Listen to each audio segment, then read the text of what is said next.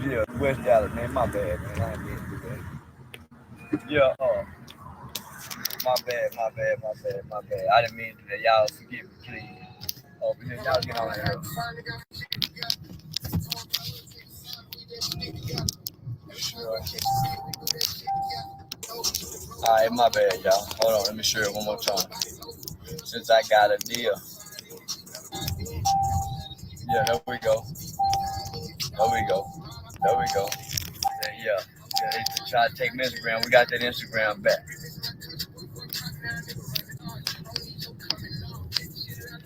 These five niggas that here for me. Say, listen. I got 2 strikes on this channel, y'all. They already hit me with 2 copyright strikes, right? So, they trying to get all my social media platforms. So, just what I need y'all to do: a classy, laid up to date YouTube channel, man. That's my backup YouTube channel. So, man, y'all go over there and subscribe. So please, I almost get to monetize. It ain't no way they can know it's mine. They can't. I got a whole different IP address. Man. So, y'all get the numbers up for me. So it's 300 some people in here right now. That's all I need. I need 300 some more people to help me go. Help because they gonna try to take this. Yeah, they gonna try to take this motherfucker. So what I'm gonna do on that channel is, I'm not gonna go live. So that's how they find out it's my channel when I start going live. So I ain't gonna never go live on that channel, right? But I'm gonna upload all my old content from other people's channels. So how they stealing my stuff, I'm gonna go get all my video from other people's channel that I did. All my old video with the dreads. The name of the channel is A Classic Lady of the Day, and I'm paying homage to the old man. We had the classy lady. And he didn't name it the classy lady. It was two lesbian chicks who had bought the club. It used to be the House of Soul. Uh, it's been in Stop Six for like 40, 50 years. Uh, but when the old nigga got it, two chicks had owned it. They would go open it up, but they didn't. So then the old nigga got it, and he just never changed the name. He just never took the sign down. So yeah, the classy lady is legendary, historic, in this city. That's the birth of the nigga nation. NIGGA, not NIGGR. NIGGR started in 1945. The old nigga had a club in 1960 called the Texas Nigga Club. Man, y'all go over there, pay homage to the old nigga for me. Like it, subscribe, share it. It's got a lot of old content. It's more positive. It shows me in a whole different light. So if you rock with me, man, rock with that. Yeah, what's up with it, man? Nigga, I can't do all that reading while I'm driving. Yeah, so I think y'all really gonna enjoy the content. So that's the content. That's the content that you can, during family time on Thanksgiving, Christmas. You and the family having family gathering. You got granny and them and the kids in there. Y'all can put that on them big ass screen TV. Let it play through them surround sound. So now y'all can laugh and have fun. My comedy show is gonna be uploaded over there, like the highlights of it. So behind the scenes footage. That channel there gonna get what all the other thieving channels won't get. The authenticity of Charleston White. So Cause they gonna try to take this. They took my Instagram. I know somebody that knows somebody that knows somebody.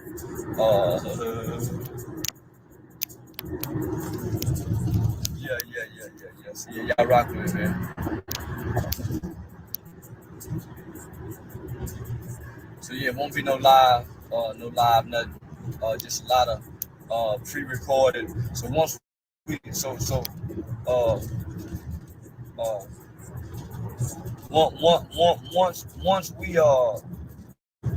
once you monetize it, right? So like the videos I got from other people's channels, I'm gonna make those private. So the only way you'll be able to get those, just my super chat, will be open. That's just for my private people to get in there. And just know, I'm not asking for no money, but if you give me some money, I'm gonna give it back to these motherfuckers that be in that inbox and, hey, Mr. Mike, can you help me with this?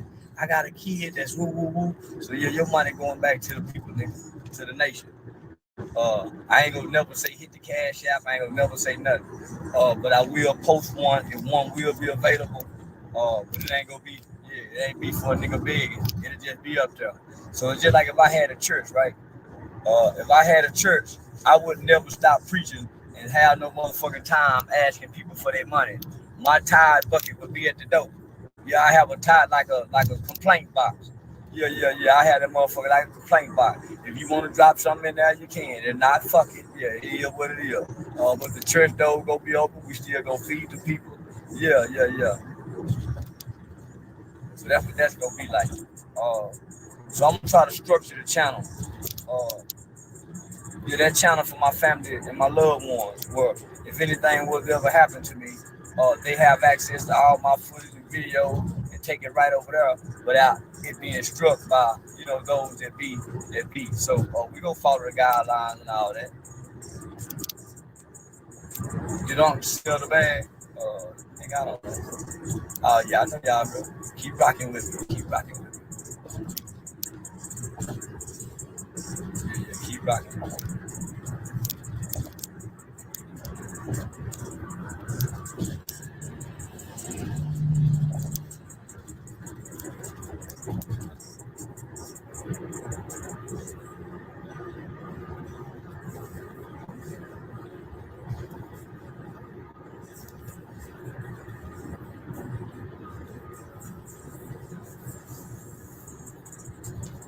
No,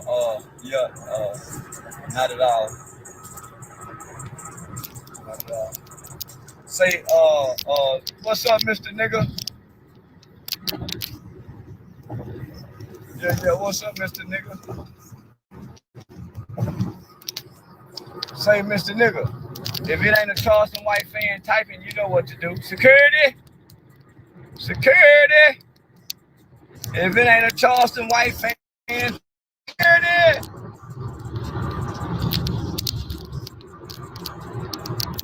Security!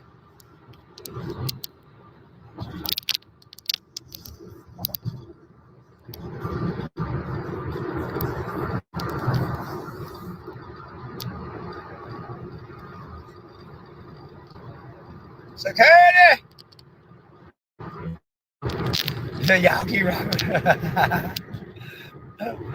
Yeah. Oh, security! Say, look out, come on. We got 2 shows. They say the number looking good. It's a lot of excitement.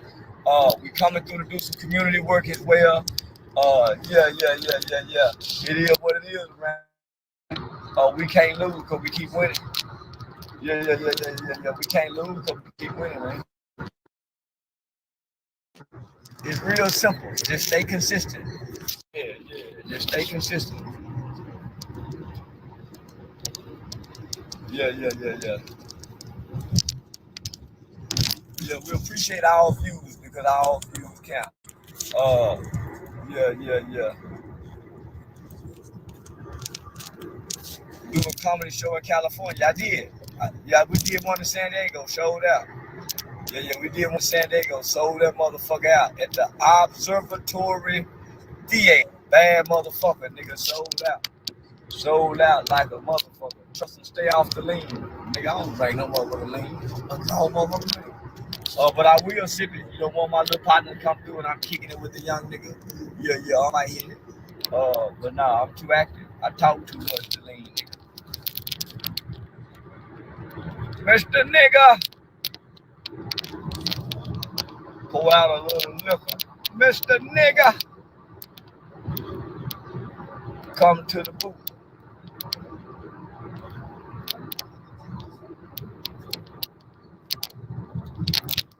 What you want to drink? Mr. Nigga, already. Nigga, Mr. Nigga getting their ass out of here.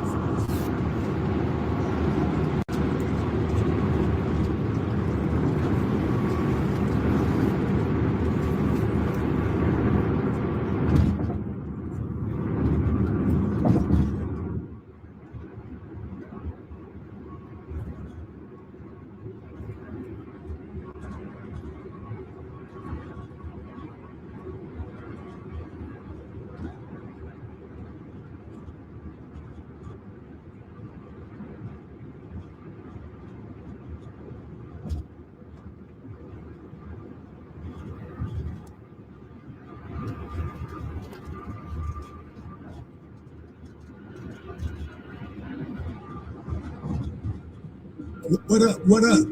Welcome to the Keep It Going podcast.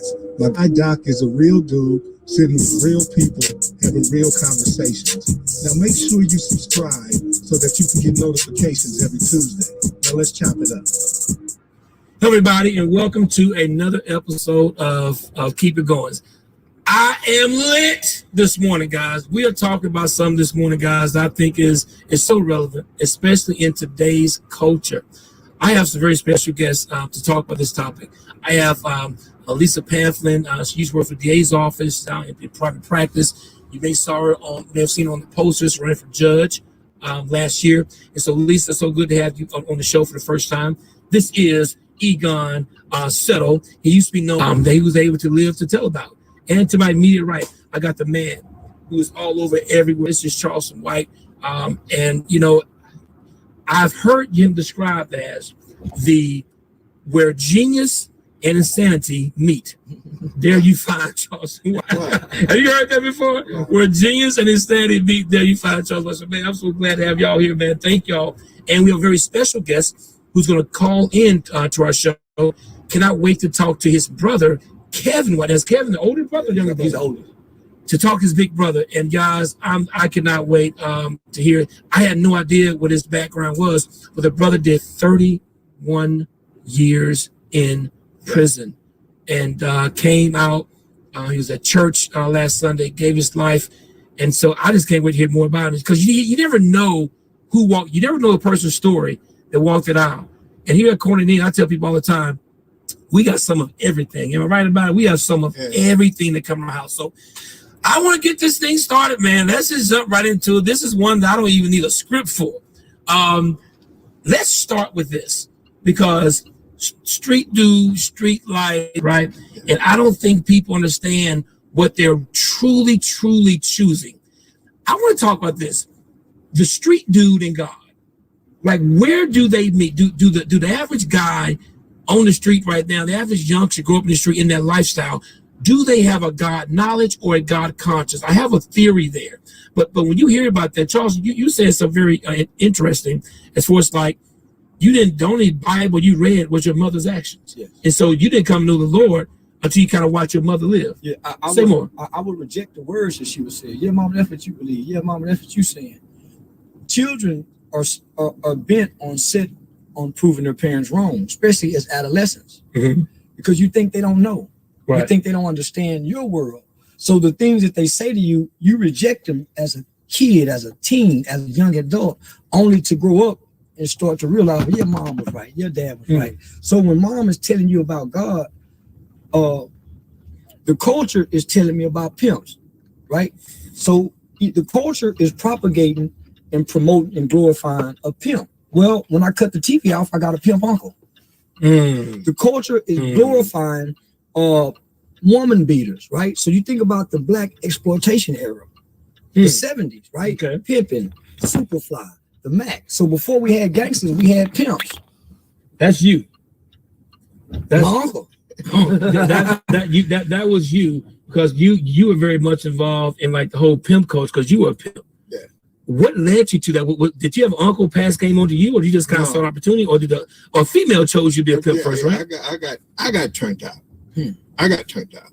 I was 14 and a half years old, and I met a woman, Avis McCoy, who I was living in a car that I had bought. And she just came up and started talking and said, "Where do you live?" I said, "I live in my car." She said, "Not no more." And so she took all my clothes, put it in an apartment. I was 14 and a half, she was 26. And so she said, "Take me to the truck stop tonight." And so I took her to the truck stop, and she said, "Pick me up at 8 o'clock." When I picked up, she had like $800-something, so much cocaine. We shot about $200 worth of cocaine. At 14? I started shooting dope at 13. Yeah. Wow. And so she was the one that got all the women. She went to the penitentiary. So all the women that was going to live this lifestyle with or without me was the one that trained me to be the ideal pimp that they would love to work for. Okay, so let's say, so you're a pimp, you're the lifestyle. You see a Charleston, he's about 18, 19. Do you promote that lifestyle? My uncle did. I would ride with my uncle, my mama's oldest brother. I would ride in the car with him and his prostitutes. He would tell me how she was doing him. He was doing me like that. Yeah, nephew, you don't have no business effing with a woman if you ain't got nothing for her to do other than sleeping with her. Find something for her to do. You wash clothes, make her sit. So I even repeat that as a grown person. Wow. So I got my uncle. I'm seeing this in real life. Then when I cut on the television, I go to the movie The Mac. As a kid, I can recite that whole movie. The Mac messed up a lot of people. Man, when I grew up, I want people talking about me like they were talking about Jesus. That's what The Mac said in the movie, and that's always been my dream from a kid. Let me tell you what's funny. There was a dude in my neighborhood. His name was, you know what I'm saying, Goldie. His nickname was Goldie. Goldie said that the dream job of a pimp is what? To be a pastor. Yeah. They look at pastors as the ultimate pimps. What they call that macking. He macking from the pulpit. Wow. Yeah, he macking from the pulpit. Now you ain't pimping no more. You done elevated to macking. That's what the man was saying. And so that's why could that be the reason why a lot of street dudes don't respect preachers? That's exactly it's different aspects. Wow. Because the reason why I say that, I've known just what he said. But when I was doing that, that was different. I wanted mine to be a corporate business. I had a hotel that I had all the girls working at. And I would sit in my car, in the way that I would know that they were safe, I protected them. So before you go to because this ultimately is going to, the crossroad is going to be, because we got to choose a plan of attack, how we change people's mind, right? I want to start with how we can use church, God, and holy, how those things can be used to be some type of introduction to a lifestyle change. And so, real quick, so for what you're saying right now, though, what I'm saying is that if the culture, if these guys who are trying to help, how can the church help them if they don't respect the church? Well, because the church is not a fisherman of men; it's a pond of women. The Bible says whoever's at the pulpit has to be a fisherman of. I make him a fisherman of men. Men will flock to him. Okay. Right? Women flock to the church. That's a pond. The church is supposed to go out and go get the lost souls. Okay. So the church don't attract men because it's a woman's world. So I would say my pushback would be certain churches, because I can like your brother, 31 years, a man's man. Yeah. He come to a church and joined that church, and I've never heard him talk about God. So I was shocked. I laughed out, man. That nigga play. But when I heard him, he don't play. Right. He don't play. You don't play on 31 years. Man, listen, most people go to prison and play with God. He never played with God in 31 years. So I feel like, man, they ain't never get out. Because we never heard him mention God. Let's call him. So for him to get out and join church, it blew my mind. Wow. Yeah, it blew my mind. And Lisa, so you're here from when you get him on the line, let me know. We have a guest of honor, Kevin White, getting called in. So Lisa, when you're hearing, because this is the culture that many young men they were in when they came to court and they was about to be sentenced to prison, and it wasn't just a choice they made in the moment; it was a lifestyle they was cultivated to make. It's almost like it's not really even fair. If I've been cultivated my entire life to do this, if your abnormal is my norm, then you got to first start with my mind before you send me to prison. If you send me to prison, I may get better at what you send me to prison for. So how do you guys take the culture and the mentality and the psychology behind the criminal mind before sentencing one? Yes and no. I mean, I've seen it from, all perspectives, as a former police officer, as a assistant district attorney, and now in private practice. The majority of my clients don't even talk about God until they about to go to prison. Their mama and their grandmother they praying talking about God, they praying. Right. But the defendants that I represent, that's the furthest thing. Hey, Lisa, hold 1 second. Kevin? Yes, sir. What's going on, man? Yes, sir. Can y'all hear me? What's happening? Man, it's good. I'm good, man. Listen, first of all, congratulations on joining church and everything Sunday. I honestly had no idea of your testimony until your baby brother, sitting here to my right, he said, man, I didn't hear my brother talk about God in 31 years. So I was shocked when he joined church? It's up all the way. That was the whole time I was there. You know, mom was, you know, she carried me on as long as she was praying for me. Tell by God, got to the point where I told her, you know, excuse my friend, I told her straight up, fuck God. You know what I'm saying? Wow. And, Wow. But she said, okay, how you feel, that's how you feel. You know what I'm saying? I was like, man, I don't want to talk about no God. You gotta think, I was 17 years old. Well, probably about 20, thinking when the last shit trying to figure out how to deal with the penitentiary. Wow. You know what I'm saying? So I didn't want to deal with no God or nothing else dealing with no religion. I was thinking about trying to hurt a person and make it out to penitentiary. Kevin, hey man, it's Kevin. Kevin, help me.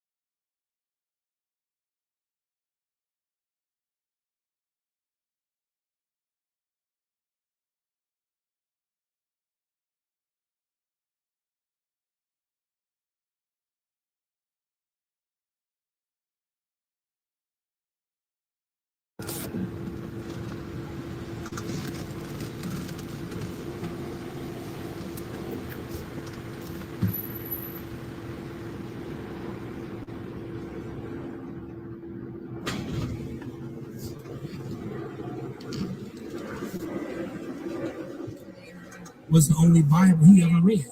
And so he was introduced to who God really was by listening and watching your mama, not a pastor, not a scripture. And so my question to you, man, is what happened? What happened for have 31 years, having been in prison since 17 years old? What would make you, what happened at the moment, being here in this environment, say, you know what, I'm going to get this thing right today? It happened. It happened. Okay, great. Okay. 2007.